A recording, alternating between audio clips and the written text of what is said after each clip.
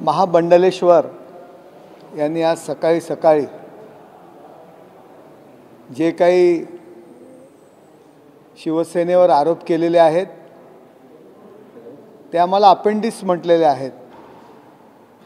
ते तर पोटात असतं, परंतु आज काँग्रेसच्या शरीरातील मूळव्याध शिवसेना उभाटा ठरलेली आहे।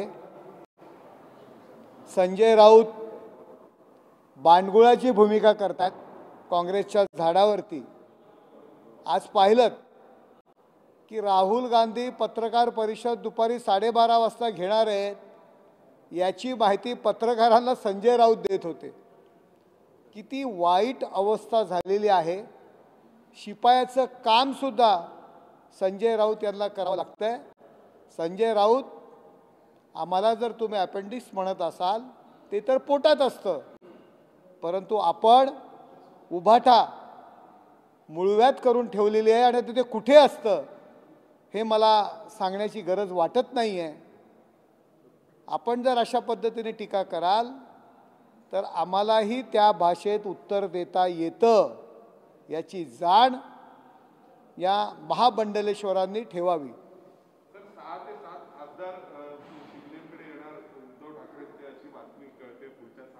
हे बघा, उभाटा संपूर्णपणे खाली होणार आहे। आज उरले सुरलेले 9 नगरसेवक संभाजीनगरमध्ये जे महापालिकेतील आज एकनाथ शिंदे साहेबांना पाठिंबा देत आहेत, आमच्या शिवसेनेत येत आहेत। मुंबईतील नगरसेवक असू द्या, माजी आमदार असू द्या, संपूर्ण उभाटाला घरघर लागलेली आहे। संजय राऊत, आदित्य ठाकरे आणि उद्धव ठाकरे एवढीच मंडळी त्या ठिकाणी राहणार आहेत। पहा आगे आगे होता है क्या। ऑपरेशन टायगर कमल होईल, पण ऑलरेडी ऑपरेशन वेडा झाला आहे आणि बरोबरच फडणवीस रोज त्यांचं ऑपरेशन करत आहे असं संजय राऊत। हे बघा, मी तुम्हाला सांगितलं की आमचं काय कोण ऑपरेशन करत असतील, काय करत असतील ते आम्ही बघून घेऊ, पण आपण आपली अवस्था मूळव्याधाप्रमाणे करून ठेवलेली दुखतंय पण दिसत नाही, पाहता येत नाही, बांडगुळाप्रमाणे करून ठेवलेली आहे, ती प्रथम पाहावी। परिवहन मंत्री प्रताप सरनाईक यांच्या महामंडळाच्या अध्यक्षपदाचा प्रस्ताव मुख्यमंत्र्यांकडे गेला।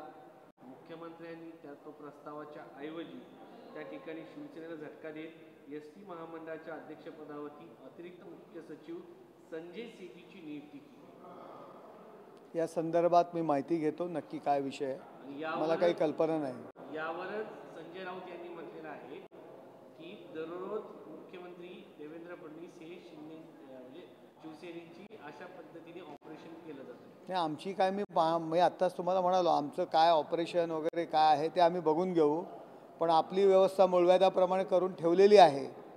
दुखतंय पण ते दिसत नाही, वेदना होत आहेत, पण आता काय करू शकतो, ही अवस्था त्यांची झालेली आहे, काँग्रेसने करून ठेवलेली, ती प्रथम त्यांनी पाहावी।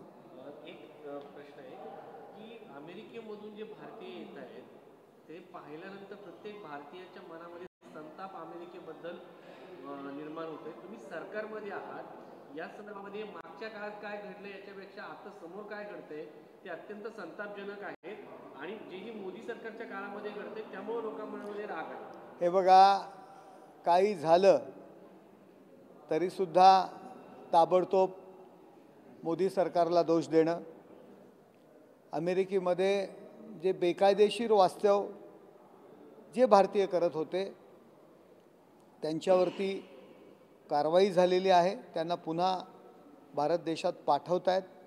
आपल्या देशातही जर बांगलादेशी असतील, बाकीचे नागरिक बेकायदेशीरपणे राहत असतील तर त्यांना सुद्धा आपण बाहेर काढतो, परंतु ज्या पद्धतीने त्यांना जे भारतात आणलेलं आहे, भारतात आणल्यानंतर सुद्धा भारतामध्ये काही म्हणजे विमान उतरताना त्यांच्या पायात बेड्या होत्या, अशा पद्धतीच्या बातम्या येत असतील। अशा पद्धतीचं जर काम झालं असेल तर ते नक्कीच चुकीचं आहे, परंतु जे बेकायदेशीरपणे अमेरिकेत राहत असतील त्यांच्यावरती आपण ज्या पद्धतीने कारवाई करतो त्याच पद्धतीने अमेरिकेने कारवाई केलेली आहे। परंतु त्यांना ज्या पद्धतीने जर जे बातम्या येत आहेत अशा पद्धतीने आणलं असेल तर ते चुकीचं आहे। मोहन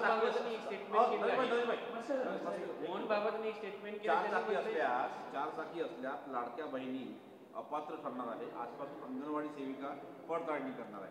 हे बघा की शेवटी आपण गरीब महिलांना गरजूंना अशा पद्धतीचं जे लाडक्या बहिणीचं अनुदान सुरू केलेलं आहे। आता त्यावेळी घाईघाईमध्ये फॉर्म भरले, स्वतःहून महिला पुढे आल्या की आमच्याकडे 4 चाकी गाडी आहे तर आम्ही ते अनुदान नाही घेतलं पाहिजे, त्यांनी परत दिलं। काही महिलांनी जर अशा पद्धतीने जर अनुदान घेतलं असेल तर फॉर्मची पडताळणी होईल। जर घरात 4 चाकी गाडी असेल तर त्यांना गरीब आणि गरजू म्हणून अनुदान देणं योग्य नाही, म्हणून जर ते फॉर्म रिजेक्ट होत असतील। आनंदाची शिदा आणि शिवभोजन थाळी बंद आहे। लाडकी बहीण योजनेमुळे या योजनांना फटका बसतोय अशी चर्चा आहे। हे बघा ही चर्चा आहे, कुठलीही सुरू असलेली योजना बंद होणार नाही। सोयाबीनच्या प्रश्नावरती शेतकरी रस्त्यावरती आहे। रात्रंदिवस ती सोयाबीन देण्यासाठी रस्त्यावर थांबले, तर मात्र सोयाबीन खरेदी आज कालचा शेवटचा दिवस होता। केंद्राने अद्यापपर्यंत मुदतवाढ केलेली नाही, काय सांगा? हे बघा मुदतवाढीचा विषय आहे, या संदर्भात निर्णय होईल।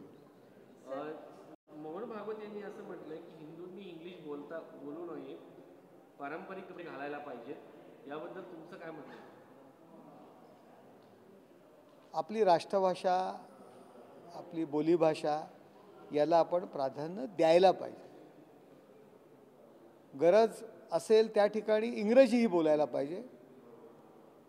एक महत्त्वाचा प्रश्न हा आहे, धनंजय मुंडे यांचा हा वैयक्तिक प्रश्न आहे पोरगी हा विषय, मात्र त्याच्यावरती कौटुंबिक हिंसाचाराच्या संदर्भामध्ये न्यायालयाने अंशतः मान्य केली आहे। अशा पद्धतीचे आरोप नाही तर दोषीत्व प्राप्त झालेल्या व्यक्ती राज्याच्या मंत्रिमंडळात आहे, याबद्दल शिवसेनेची भूमिका काय? न्यायालयाचा जो निर्णय आहे त्याच्यावरती भाष्य करू नये असं म्हटलं जातं, त्यामुळे नो कमेंट्स। सर, हिंदी में ऑपरेशन टाइगर पे जानना चाहेंगे। संजय राउत कह रहे हैं कि एकनाथ शिंदे इनकी शिवसेना जो है वो भाजपा के पेट स्टमक की अपेंडिक्स है। आप किस तरह से रिएक्ट करते हैं? वो ये भी बता रहे हैं कि ऑपरेशन टाइगर आप करने जा रहे हैं, पर कहीं ना कहीं फडणवीस आपके ऊपर रोज रोज ऑपरेशन करते हैं। देखो हम अपेंडिक्स है क्या है हम देखेंगे। अपेंडिक्स तो पेट में रहता है, लेकिन ये मराठी में हमको मुळव्याध कहते हैं और हिंदी में भगेंद्र कहते हैं। उनकी परिस्थिति ऐसी है, दर्द होता है लेकिन वो देख भी नहीं सकता कहाँ से दर्द हो रहा है। ये अवस्था संजय राउत ने उभाटा की है। वो खुद जो बानगुड़ रहते हैं, पेड़ के ऊपर जो बानगुड़ रहते हैं उसकी भूमिका में है।